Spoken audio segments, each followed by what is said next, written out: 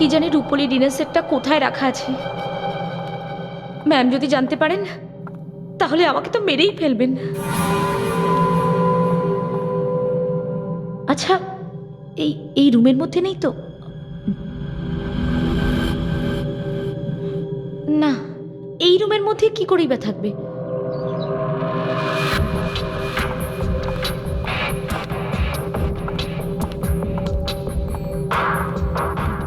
হ্যাঁ, হয়তো এই রুমের মধ্যেই রেখেছিলাম। দেখি একবার।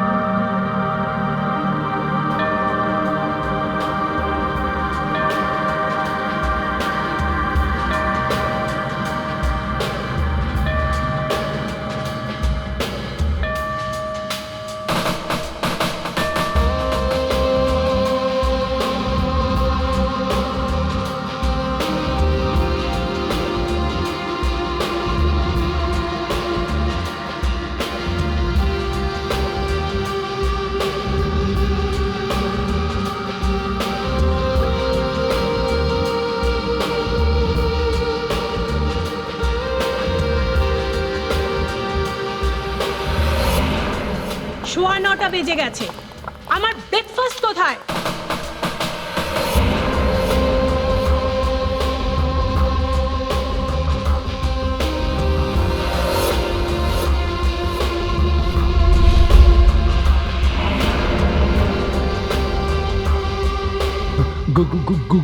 Good morning madam. Good morning madam, breakfast ready আছে। যা, তাড়াতাড়ি যা।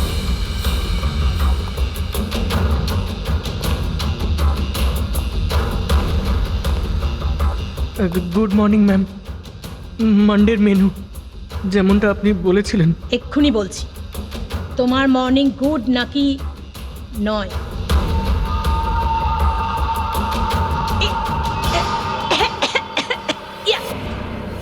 কি মিষ্টি এটা! তুমি জানো না আমার সুগার ফ্রি পছন্দ? আজকের দিনটা কত ইম্পর্টেন্ট আমার জন্য, আর তুমি শুরুতেই আমার মুড অফ করে দিয়েছো।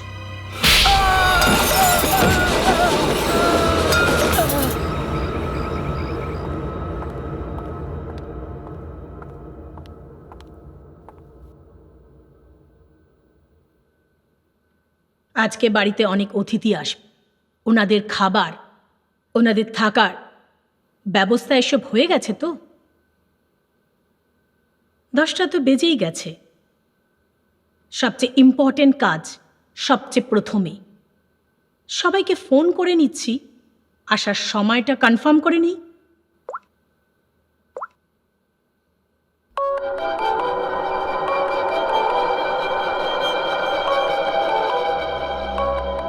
ফোন এসে গেছে।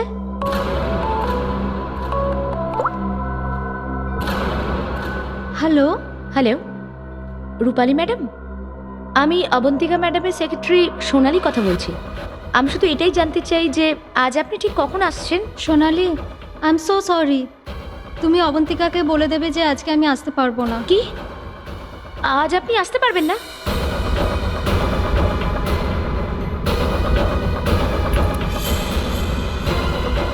আমি ডেকেছি, তোমার কাছে আর কোনো অপশন নেই রূপালী। সরি অবন্তিকা, আজকে আমার মা অসুস্থ, আমি আসতে পারবো না। কিন্তু তুই চিন্তা করিস না, আমি আসবো নিশ্চয়ই।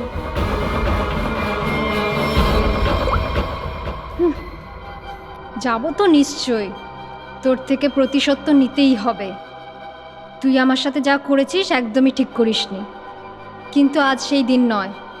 তোর পাপের শাস্তি তো আমি তোকে নিশ্চয়ই দেবো। এ হলো রূপালী, অবন্তিকার ছোটবেলার বান্ধবী। কিন্তু ছোটবেলার বন্ধুত্বকে কেউ সিরিয়াসলি নেয় নাকি? এই জন্যে অবন্তিকা রূপালীকেই ফাঁসিয়ে দিয়েছে। অবন্তিকা, তুই আমার হাত দিয়ে এটা কি করালি? পরিবারের সবার খাবারের মধ্যে তুই আমার হাত দিয়ে ঘুমের ওষুধ খাওয়ালি, আর তারপর মেরে ফেললি তুই ওদের সবাইকে। তুই আমাকে বলিসনি কেন যে তুই ওদের সবাইকে মেরে ফেলতে চেয়েছিলিস? যদি আগেই বলে দিতাম তাহলে কি তুই এগুলো করতিস? আর আওয়াজ নিচে, বাইরের লোক আছে, যদি কেউ শুনে নেয় না, আমার তো যা হওয়ার হবেই, কিন্তু তুইও বাঁচবি না। ছোটবেলার বন্ধুত্বে এই সুযোগ তুললি তুই। আমি তোকে কোনোদিনও মাপ করতে পারবো না, কোনোদিনও ভুলতে পারবো না যে তুই আমার সাথে কি করলি।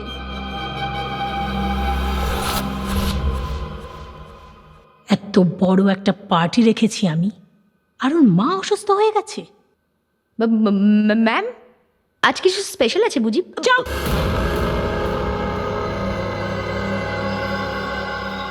অকাজে নিজের মাথাটাকে ঘামিও না। আর রোহিতকে ফোন করো। সোনালি, সোনালি, আমি এই সময় তোমার সাথে কথা বলতে পারবো না। আমি একটা মিটিংয়ে বসে আছি, আর আমার আশেপাশে অনেকেই বসে আছেন, তাই আমি তোমাকে একটু বাদে ফোন করি। রোহিত স্যার, অ্যাকচুয়ালি আমি এটা জানার জন্য ফোন করেছিলাম যে আপনি কটার মধ্যে আসছেন। আসলে অবন্তিকা ম্যাম জিজ্ঞাসা করছিলেন। আচ্ছা, হ্যাঁ, তো ওকে বলে দিও যে আমার একটা আর্জেন্ট মিটিং পড়ে গেছে, আর আমি সেখানেই যাচ্ছি। এক সপ্তাহ বাদে এসে দেখা করবো, ঠিক আছে? ফোনটাকে স্পিকারে দাও, স্পিকারে দাও। বাহানা বানাচ্ছে না? হ্যাঁ। রোহিত, তুমি আমার সাথে যা করেছো তার প্রতিশোধ নেবার এটাই সঠিক সুযোগ ছিল, কিন্তু কোনো ব্যাপার নয়। আজ হোক বা কাল, যাই হয়ে যাক না কেন, আমি তোর থেকে প্রত্যেকটা হিসেব বুঝে নেব।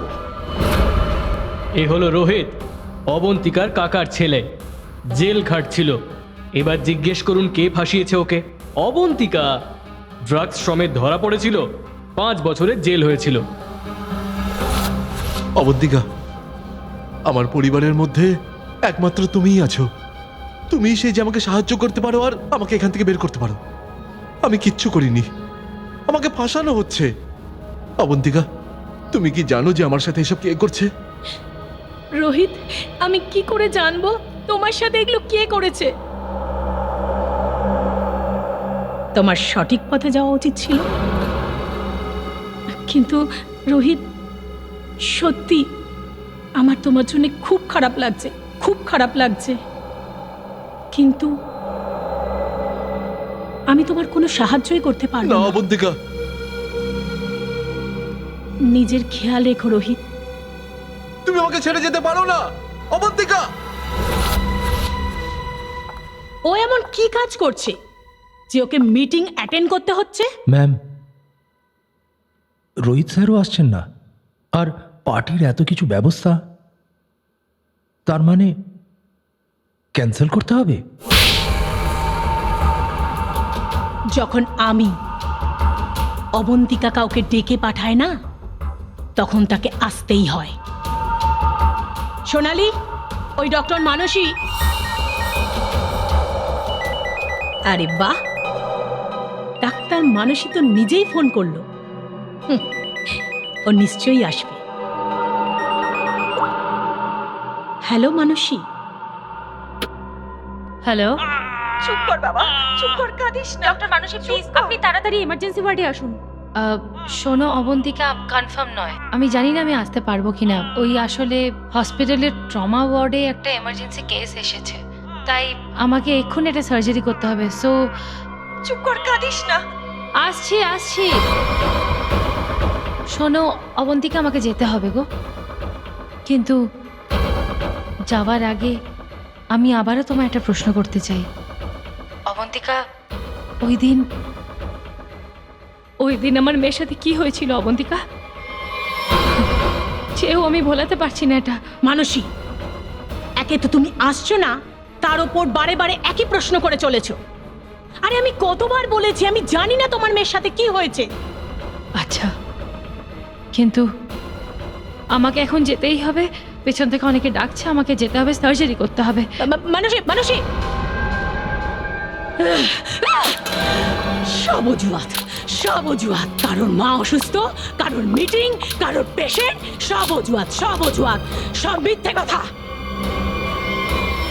তুই কি করেছিস আমি সব জানতে পেরেছি অবন্তিকা, ছাড়বো না তোকে। এ হলো ডক্টর মানসী। ডক্টর মানসী যদি ঠিকঠাক রিপোর্ট করে সকলকে জানিয়ে দিত যে অবন্তিকা নিজের ফ্যামিলির খুন করেছে, তাহলে অবন্তিকা জেল খাটতো। কিন্তু ডক্টর মানসীর মেয়েকে হঠাৎই কেউ কিডন্যাপ করে নেয়, বেচারিকে নকল রিপোর্ট দিতে হয়, আর অবন্তিকা অনায়াসে মুক্তি পেয়ে যায়। অবন্তিকা, তুমি এরকম কেন করলে? আমার মেয়েটাকে কেন কিডন্যাপ করালে? আমি এমনিতেও তোমার শাস্তি হতে দিতাম না। বিশ্বাস করো অবন্তিকা, আমি কোর্টে এটা প্রমাণ করে দেব যে তোমার পরিবারের মৃত্যুতে তোমার কোনো হাত ছিল না। আমি বাঁচিয়ে নেব তোমার। আমার মেয়ের সাথে এরকম করো না, ওকে ছেড়ে দাও। মানসী, মানসী বিশ্বাস করো, আমি এগুলো কিচ্ছু করিনি। আমাকে বিশ্বাস করো মানসী, আমি এগুলো কিছু করিনি। আমি কেন করতে যাব? আর আমি তো জানি তুমি আমাকে বাঁচিয়ে নেবে, আমি জানি। তুমি ভাবলে কি করে যে আমি তো নিজেই বুঝতে পারছি না।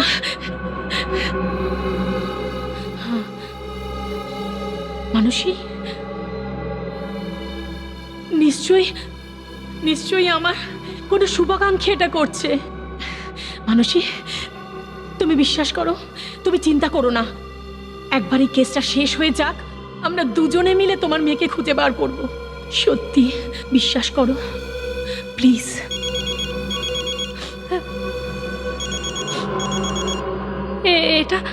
এটা তো ওই কিডন্যাপারের ফোন। এটা আমাকে কথা বলতে দাও। হ্যালো, শোনো, তুমি যেই হও না কেন, ওই নিষ্পাপ বাচ্চাটাকে ছেড়ে দাও না।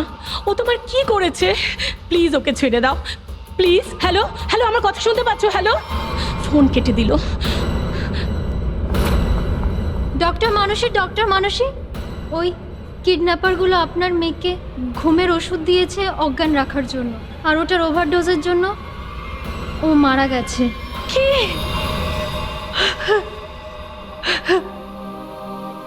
ডক্টর মানসীর মেয়ে আর বাড়ি ফিরে আসেনি। কিভাবেই বা আসতো? কিডন্যাপাররা ওকে বেশি পরিমাণে ক্লোরোফর্ম শুকিয়েছিল, আর ওই বেচারি সকলকে ছেড়ে চলে যায়। আর সেই দিন ডক্টর মানসী ঠিক করেছিল যে প্রতিশোধ আমি নেবই। সব একসাথে আছে। আমাকে বোকা ভাবছে? আপনি কি করে জানলেন ম্যাম? কেননা এদের সবার একটাই মাস্টার মাইন্ড আছে, কে? বিশাল, আমাদের চতুর্থ অতিথি। এইটা দিয়েই কাটবো ওকে।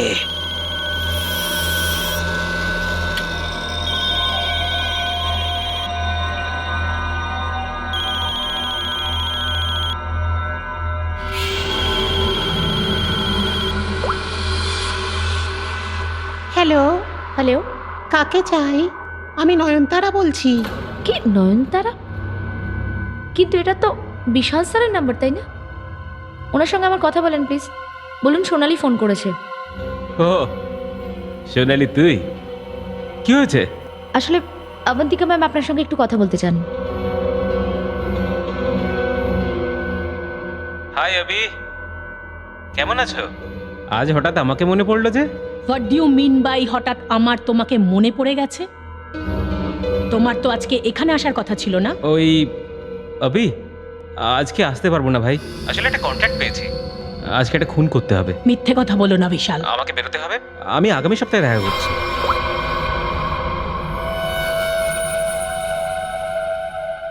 অনেকবার ব্যবহার করিয়েছো এই ছোড়া তুমি আমাকে দিয়ে, এবার যথেষ্ট হয়েছে।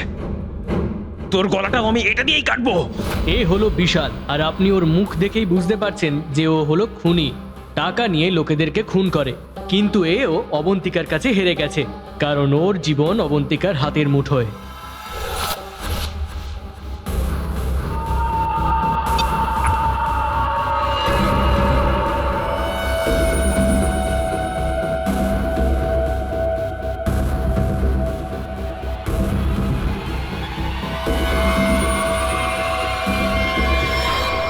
এসব কি? হ্যাঁ, এগুলো রেকর্ড কেন করলে তুমি?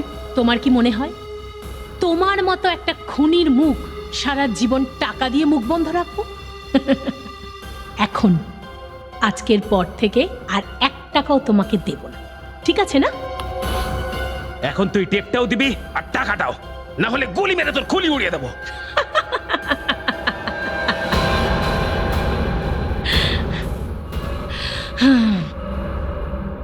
তুমি কি আমাকে খুব বোকা ভাবো? এই টেপের অনেক কপি আছে। আমি মরে গেলেই পুলিশ স্টেশন চলে যাবে, আর তুমি সারা জীবন আমার গোলামি করবে, আর তাও বিনা পয়সায়।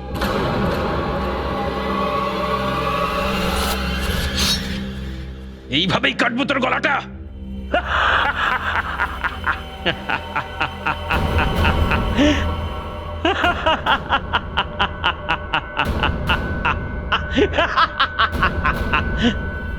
আমাকে জিজ্ঞেস করছে আমি আসছি নাকি?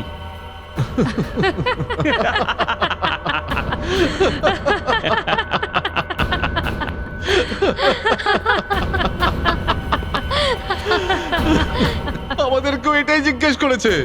আর হ্যাঁ, অবন্তিকা তো এটাও জানে না যে আমরা চারজন একসাথে আছি আর একে অপরকে এত ভালো করে চিনি।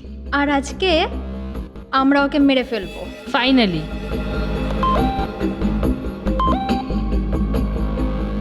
না, আজ করতে পারবো না। আজ রাতে ওকে মেরো না? কিন্তু কেন? এত প্ল্যানিং করলাম, সেটার কি হবে? What planning? বাদ দাও, আমাদের কোনো চান্স নেওয়া ঠিক হবে না। আজ বরং ছেড়ে দিই। হ্যাঁ, আজকে আমরা মারতে পারবো না। না, আজকেই করতে হবে। চারজনেই প্রতিশোধের আগুনে জ্বলছে, আর আজ ওরা খুন করবেই, খুন করেই ছাড়বে।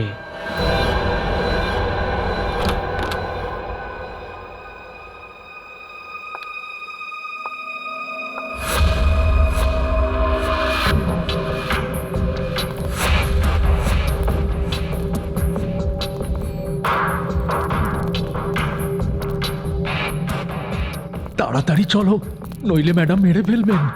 ম্যাডাম, আপনার ব্রেকফাস্ট। ম্যাডাম, যা, দরজাটা খোল। তুমি খোলো।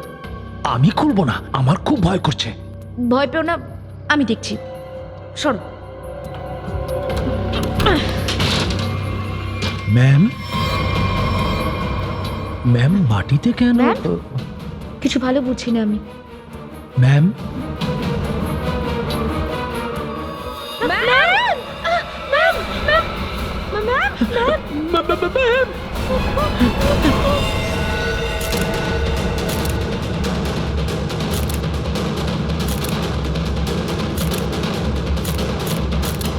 তালুকে কি মনে হচ্ছে তোমার? বস, এর মৃত্যু তো রক্ত পড়ার কারণেই হয়েছে, কিন্তু এই ক্ষত ধরনটা দেখে মনে হচ্ছে এটা অন্য কেউ করেছে।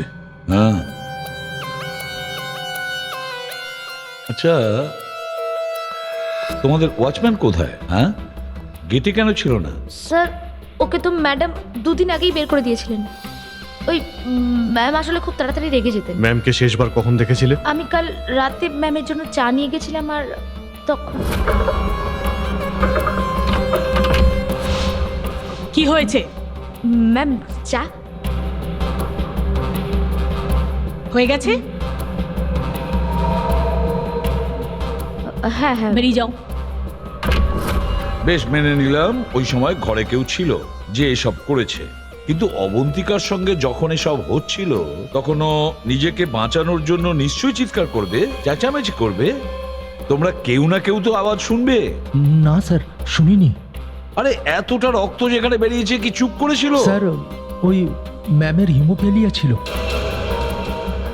সেটা আবার কি? হ্যাঁ ফ্রেডি, এটা এমন এক ধরনের অসুখ যাতে একটুখানি ক্ষত হলেও রক্ত বন্ধ হতে চায় না। হ্যাঁ হ্যাঁ স্যার, এই জন্য আমরা বাড়িতে কোনো ধারালো জিনিস রাখি না, আর বাড়িতে কাটা ফলের দরকার হলে সেটা বাইরে থেকেই আনা হয়। মনে হচ্ছে জেনে বুঝেই কেউ এই কাজটা করেছে স্যার। একটা কাজ করো, তুমি গিয়ে বাংলোটা চেক করো, আর অভিজিৎ স্যার, তুমি ভেতরটা ভালো করে চেক করো, দেখো কোনো তথ্য পাওয়া যায় কি। স্যার এখানে কেউ নেই। আমি বলছি এখানে কেউ থাকে না। আসলে স্যার ম্যাডামের লাশ তো আউট হাউসে পাওয়া গেছিল। এখানে আমরা কেন খুঁজছি স্যার? আমাদের তুমি কাজ শিখিও না। এবারে তুই তাহলে গেলি। আরে স্যার স্যার ওদিকে কোথায় যাচ্ছেন? স্যার স্যার করছিটা কি? ওখানে কিছু নেই স্যার। ওখানে কিছু নেই স্যার, একদম খালি স্যার। স্যার স্যার অনেক মাস ধরে ঘরটা বন্ধ ছিল তো, তাই ওখানে ধুলো ভর্তি। আপনার ডাস্ট অ্যালার্জি হয়ে যাবে। প্রবলেমটা কিসের? ওই অবন্তিকা ম্যাডাম কাউকে ভেতরে যাওয়ার জন্য বারণ করেছিলেন। আচ্ছা, হ্যাঁ। কিন্তু তোমার অবন্তিকা ম্যাডাম তো এখন নেই।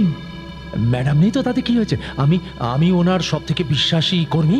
আমি ওনার কথা পালন করব। আরো বেশি বিশ্বাসযোগ্যতা দেখাতে গেলে একটা থাপ্পড় মারো, বুঝেছিস?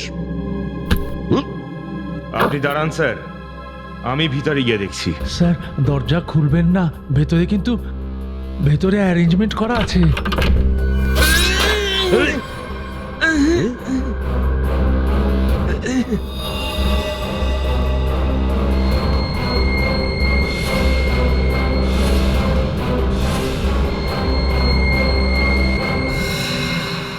এটা তো মৃত্যুর ফাঁদ পেতে রেখেছে।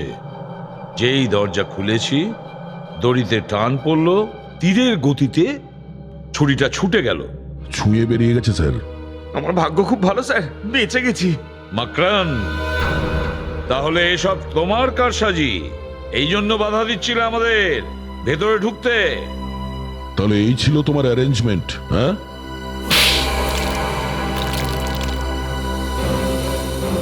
স্যার, হ্যাঁ? ফ্রেডি স্যার, আপনি ঠিক আছেন তো? ঠিক। আরে শ্রেয়া, আমি তো মার্ডার হতে হতে বেঁচে গেলাম এইখানে একটু আগেই। স্যার, ওপরের ঘরেও দুটো ট্র্যাপ লাগানো আছে। ভাগ্যিস আমি ঠিক সময় মাথাটা নিচু করে নিয়েছিলাম, না হলে তো। মাই গড, তিনটে রুমে মৃত্যুর ফাঁদ পেতে রেখেছিল। এবার আমি কোথায় গিয়ে মুখ লুকোবো? মুখ লুকানোর নয়, মুখ খোলার সময় এসে গেছে। চল বল। স্যার, ও আর অবন্তিকা ম্যাম 1 সপ্তাহ ধরে আমাদের এই 3টে রুমে আসা বন্ধ করে রেখেছিল। হ্যাঁ স্যার, কাল রাতে শিল্পা ওই দিকটা এসেছিল, তারপর আমরা ওকে দেখতে পাইনি। আর আমিও ভয়ে কিছু জিজ্ঞেস করিনি স্যার। এখন মুখ কেন বন্ধ তোর? বাইরে অবন্তিকার লাশ পড়ে আছে, আর এখানে 3টে রুমে খুন করার প্রস্তুতি রয়েছে। কি উদ্দেশ্য ছিল অবন্তিকার? অবন্তিকা ম্যাডাম 4 জনকে ইনভাইট করেছিলেন। রূপালী, রোহিত, মানসী আর বিশাল। স্যার স্যার স্যার স্যার ওরা সব জানে, ওরাও জানে। ওদেরও জিজ্ঞেস করুন না। ভালো হয়েছে ওদের মধ্যে কেউ আসেননি। ম্যাডাম শুধু 3 জনকে মারতে চেয়েছিলেন। শুধু 3 জনকে মারতে চেয়েছিলেন? 3 জনকে কেন? আমি সেটা জানি না স্যার। আমি তো শুধু অবন্তিকা ম্যাডামের অর্ডারের পালন করছিলাম। ওই কাজের মেয়ে শিল্পা ঘরের ভেতরে ঢুকতে যাচ্ছিল আর মারা যায়।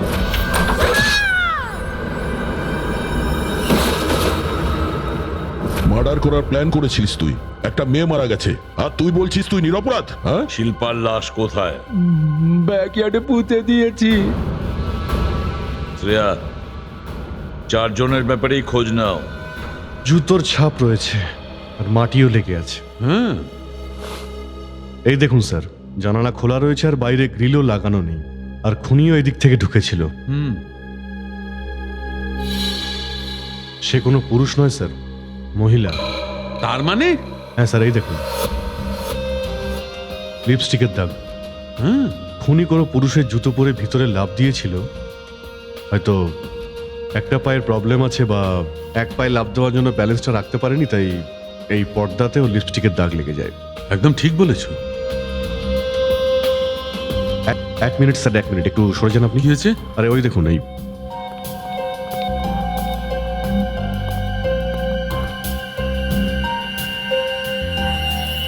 আরে সিরিঞ্জ ব্যবহার করা হয়নি। অদ্ভুত ব্যাপার।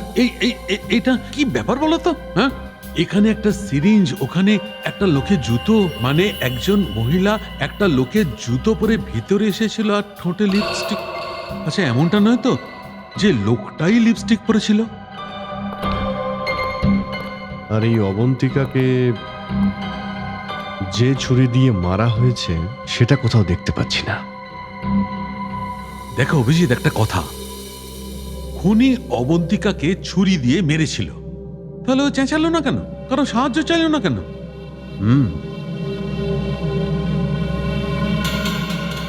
স্যার, এরকমটা দুটো শর্তে হতে পারে। মানুষ তখনই চিৎকার করে না যখন তার মুখ বন্ধ থাকে বা হয়তো সে অজ্ঞান হয়ে থাকে। তাই আপনি একটু এই চাটা একবার চেক করে নিন। হ্যাঁ, ইউ আর রাইট। স্যার, এটা সিসিটিভি ফুটেজ।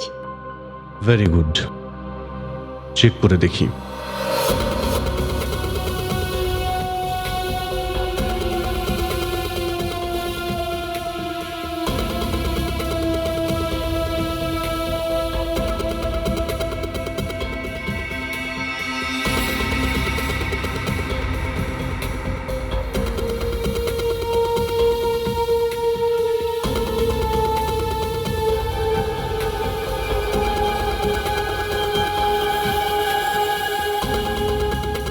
স্যার, এ তো চটি পরে আছে, তাহলে ওই জুতোর চিহ্ন? হ্যাঁ, মুখটাও ঢাকা আছে। যেই হোক, ওই 4 জনের মধ্যেই একজন। হ্যাঁ অভিজিৎ, তুমি ঠিকই ভেবেছ। অবন্তিকা এই চা খেয়েই অজ্ঞান হয়ে গেছিল। তাহলে দেখা যাক কে এই চা তৈরি করেছিল। এবার ঘুরে ফিরে একটাই প্রশ্ন উঠে আসে, কবজি কেটে যাওয়ার পর অবন্তিকা চিৎকার করেনি কেন? আর এটা তখনই হয় যখন মানুষ চিৎকার করার পরিস্থিতিতে থাকে না। ওর সঙ্গে এরকম কেন হয়েছে, এর সঠিক উত্তর তো এখন এই 1 কাপ চায়ের মধ্যেই দেখতে পাচ্ছি। স্যার, আপনি বলতে চাইছেন যে ম্যাডামকেও চায়ের সঙ্গে কিছু মিশিয়ে খাওয়ানো হয়েছে? আগে হ্যাঁ, আর এই চা খাওয়ার পরেই সে অজ্ঞান হয়ে যায়। এই চাটা কে বানিয়েছিল? এই যে ও। হ্যাঁ, তো ম্যাডাম আমার হাতের চা খেতে পছন্দ করতেন। ও হো হো হো হো। আচ্ছা, এটা হয়নি তো যে ম্যাডাম তোমাকে পছন্দ করতেন না, এই জন্য তোমাকে চড় মেরেছিলেন? ভীষণ রাগ হয়েছিল না তোমার? মেরেছিল, কিন্তু মানে হলো এটাই যে এই চাটা এখন তোমাকে খেতে হবে। তুমি এত সুন্দর চা করো, একটু খেয়ে দেখো। না, আমি কেন খাবো? এটা অনেক পুরনো চা, আমি খেতে পারবো না। তোমাকে খেতে তো হবেই, নাও খাও। স্যার, এটা কালকের ঠান্ডা বাসি চা, আমি খেতে পারবো না। এই চাটা যদি আমরা খাওয়াই তাহলে ভালো লাগবে না তোর। নে খা।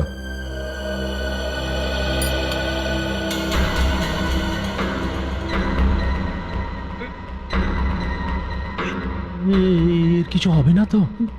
বুঝতে পারছি না। সোনালী দেবী, আপনিও তো ওখানে ছিলেন যখন এই চা। ঘাবড়ে যাবেন না, শুধু অজ্ঞান হয়েছে। স্যার, হ্যাঁ, স্যার, রোহিত, রূপালী, মানসী এই 3 জনের মোবাইল লোকেশন অনুযায়ী 3 জনেই এই বাংলো থেকে 3 কিলোমিটারের মধ্যেই আছে। আর স্যার, কাল রাতেও আশপাশেই ছিল। কি? স্যার, এরা সব নিজেদের রুমেই আছে। রোহিত 2 নম্বরে, মানসী 15 নম্বরে, আর রূপালী 26 নম্বরে। অভিজিৎ, দয়া, স্যার, ওই রোহিতকে ঘিরে ফেলো, আমরা বাকি 2 জনকে দেখছি।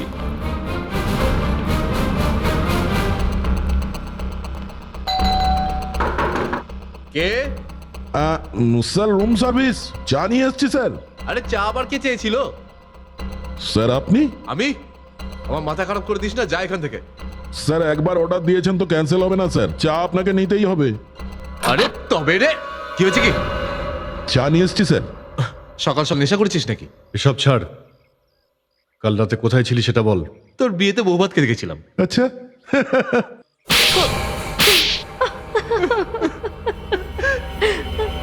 তোমরা 3 জনেই কালকে রাতে অবন্তিকার বাড়িতে গিয়েছিলে, হ্যাঁ? তোমরাও এখানে ছিলে? তোমরাও এখানেই ছিলে? তোমরা দুজনে এখানেই ছিলে? এরা সবাই খুব বোকা।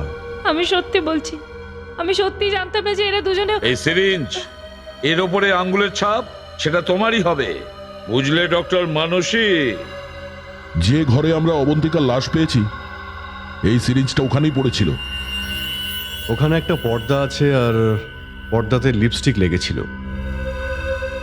এই কালারের। রূপালী দেবী, যেটা তোমার ঠোঁটে লেগে আছে। আমার লিপস্টিক? না স্যার, আমার লিপস্টিক কি করে? কেউ হয়তো আমার লিপস্টিক চুরি করে নিয়েছে, আমি তো খুঁজে পাচ্ছি না। ও আচ্ছা, পাওয়া যাচ্ছে না, তাহলে ঠোঁটে লাগালেন কি করে? বস, হ্যাঁ রোহিতের জুতোটা দিতে বলো। রোহিত, তোমার জুতো খোলো। ডান পায়ের জুতোটা। তাড়াতাড়ি। দাও।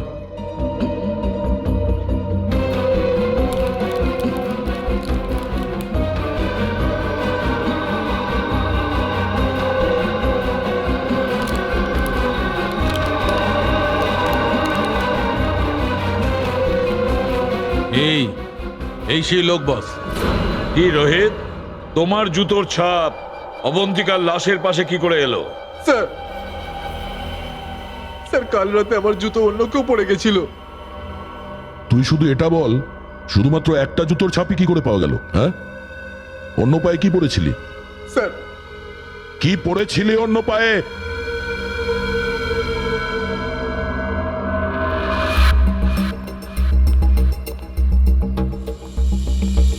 বাইরেটা তো একদম শুকনো স্যার, তাহলে জুতোর ছাপ কি করে হলো?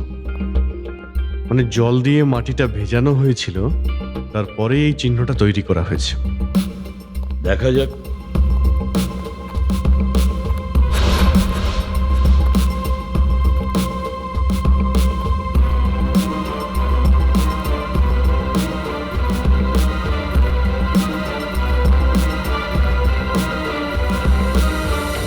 কিন্তু স্যার, এখানে তো চটির দাগ রয়েছে। চলো আবার গিয়ে ফুটেজটা দেখি। স্যার, ওই 4 জনের মধ্যে এই সেই লোক যে ওই দিন আউট হাউসে গেছিল, কিন্তু ওর বাইরে বেরোনোর কোনো ফুটেজ নেই। স্যার এই দেখুন, যখন এই লোকটা ভেতরে ঢোকে, পিছন থেকে একটা বাইক চলে যায়। হতে পারে এই বাইকওয়ালাটা একে নামিয়ে দিয়ে গেছে। তাহলে একে নিতেও তো কেউ একজন এসেছিল স্যার। এই লোকটা রাত্রি 1:15 সময় এসেছিল, মানে 1:15 সময়। আর ফরেন্সিকের রিপোর্ট অনুযায়ী অবন্তিকার মৃত্যু হয়েছিল 2:30 থেকে 4টের মধ্যে। এই লোকটা মোটরসাইকেলওয়ালাকে ফোন করেছিল নিশ্চয়ই ফিরে নিয়ে যাওয়ার জন্য। একটা কাজ করি শ্রেয়া, খোঁজ নাও 1:15 থেকে 4টে পর্যন্ত কোন অজানা নাম্বার, এই যে মানে মোটরসাইকেলওয়ালার নাম্বার অ্যাক্টিভ ছিল কিনা। স্যার, ভীষণ চালাকো, ভেতরে ঢুকলো সামনের দরজা দিয়ে, আর যখন পালালো পেছনের দরজা দিয়ে। স্যার, হ্যাঁ স্যার এটাই সেই নাম্বার যেটা সেই সময় অ্যাক্টিভ ছিল, কিন্তু স্যার দেখাচ্ছে এই নাম্বার এখন কোথাও দাঁড়িয়ে নেই, ট্রাভেল করছে। কোথাও যাচ্ছে, তাহলে স্বাগত জানাই।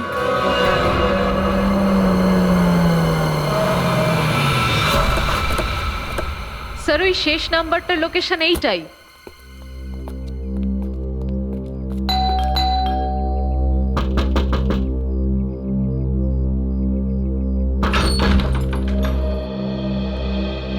আপনারা কারা? আমরা সিআইডি থেকে এসেছি, আপনার বাড়িটা সার্চ করতে হবে।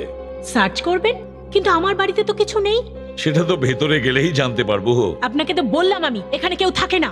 শ্রেয়া, আপনি এদিকে চলে আসুন, আপনি আমাদের এভাবে করতে কাজটা পারেন করতে না। দিন প্লিজ।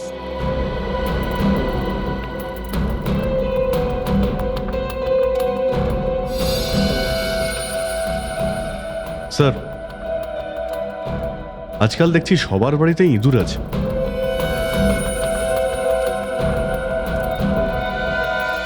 Hot, hot. না স্যার, আমি কিছু করিনি স্যার, স্যার করিনি বলছি তো কিছু। বিশাল কন্ট্রাক্ট কিলার বিশাল এখানে লুকিয়ে বসেছিলে? হ্যাঁ স্যার, আপনারা কি করে জান আমি এখানে আছি? আপনার ফোন নাম্বার থেকেই জানতে পেরেছি। আর কিছু বলো, কেন তুমি মেরেছো অবন্তিকাকে? আমি ওখানে গেছিলাম ঠিকই, কিন্তু আমার টাকা নেওয়ার জন্য গেছিলাম, আমি ওকে মারিনি স্যার। বস, হ্যাঁ 1 মিনিট, আমি একটা প্রমাণ পেয়েছি।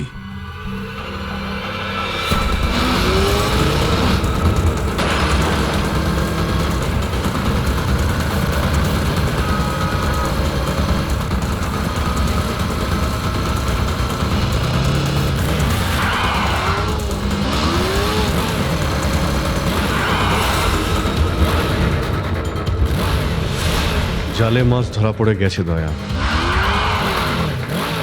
হ্যালো, কোথায় তুমি? আরে তুমি বাইক কেন দাঁড় করাচ্ছ না? আমি বাইক থামাতে পারবো না। বাইক না দাঁড় করাতে পারলে টাকা ফেলে দাও, আমি তুলে নেবো। টাকা পয়সা ফেলতে পারবো না আমি। কিন্তু তুমি কোথায়? সামনে আসছে না। আচ্ছা শোনো, আমি ভয় পাচ্ছি কেউ আমাকে ধরে ফেলতে পারে। তুমি বাইকটা থামাও, আমি এসে টাকা নিচ্ছি। তাড়াতাড়ি করো, আমাকে এয়ারপোর্ট যেতে হবে। না, আমি এখানে দাঁড়াতে পারবো না। রিস্ক আমার জন্যও আছে। তাই তুমি বাইক চালাতে চালাতে আমার কাছে এসো, ব্যাগটা আমি বাইক চালানো অবস্থায় দিয়ে দেবো।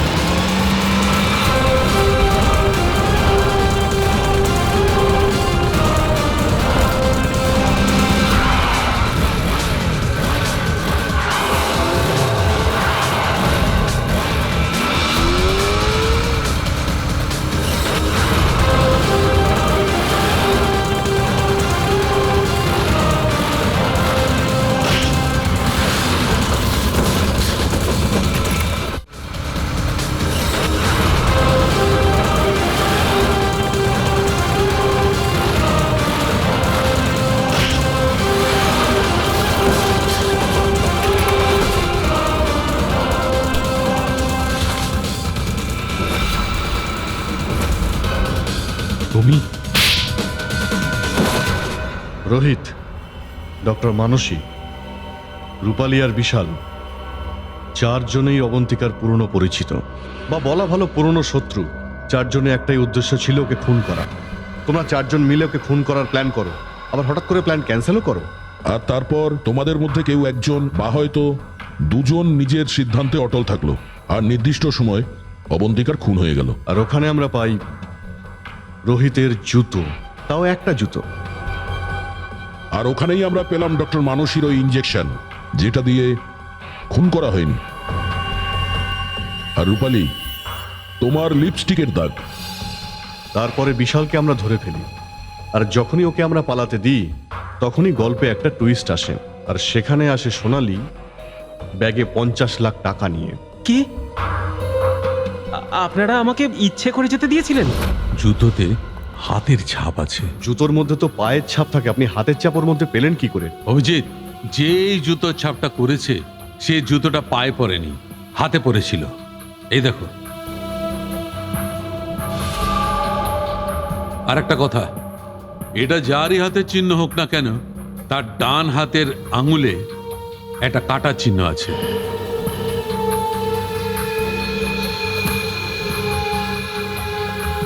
এই তোমার হাতটা দেখি। আমি কেন? দেখাও তাড়াতাড়ি। এই দেখা আঙুল, চল।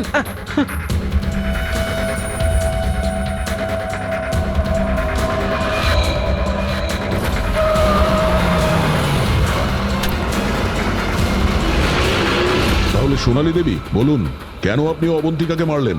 আমি অবন্তিকাকে মারিনি। আমাকে তো শুধু বলা হয়েছিল যে বিশালের কাছে টাকাটা পৌঁছে দিতে হবে। এদের মধ্যে কে বলেছিল টাকাটা পৌঁছে দিতে?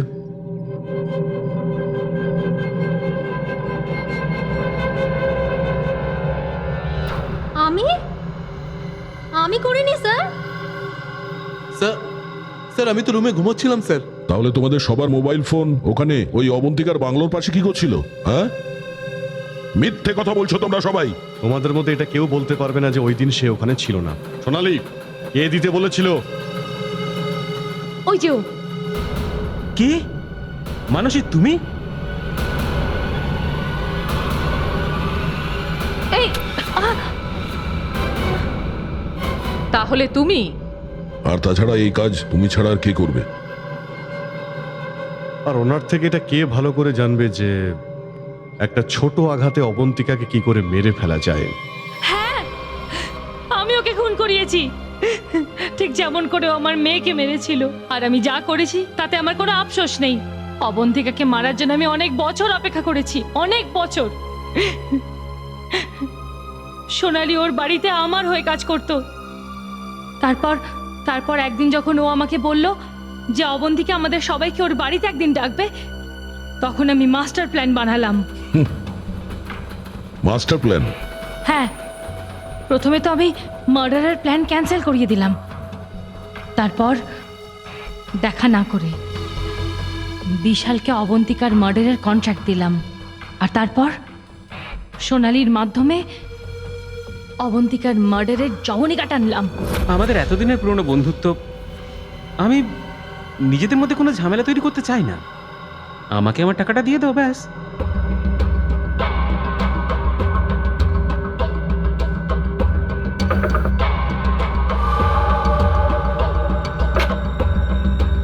কি হয়েছে? ম্যাডাম চা। হয়ে গেছে? হ্যাঁ হ্যাঁ। যাও, নিজেদের মধ্যের ব্যাপার, এই জন্যই তো বলছি ওদেরকে সাথে নিয়ে আসো, আমার কাজটা কমপ্লিট করে দাও।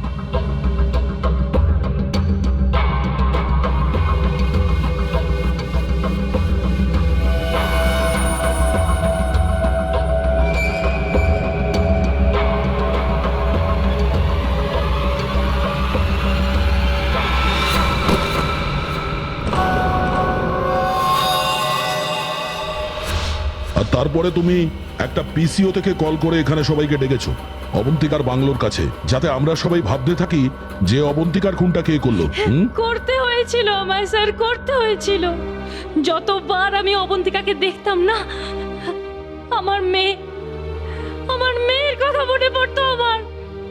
করতে হয়েছে আমার, করতে হলো আমার। তোমার মেয়ের মৃত্যুর জন্য আমরা দুঃখিত, কিন্তু কাউকে প্রাণে মারা আর সেই খুনের অপরাধে নিরীহ লোকেদের ফাঁসিয়ে দেওয়া, কি পার্থক্য রইল তোমার আর অবন্তিকার মধ্যে? সোনালী, বিশাল আর ডক্টর মানসী, অবন্তিকাকে খুন করার জন্য তোমাদের তিনজনকে গ্রেপ্তার করা হচ্ছে। এবার তোমাদের বাকি জীবনটা গরাদের মধ্যেই কাটবে।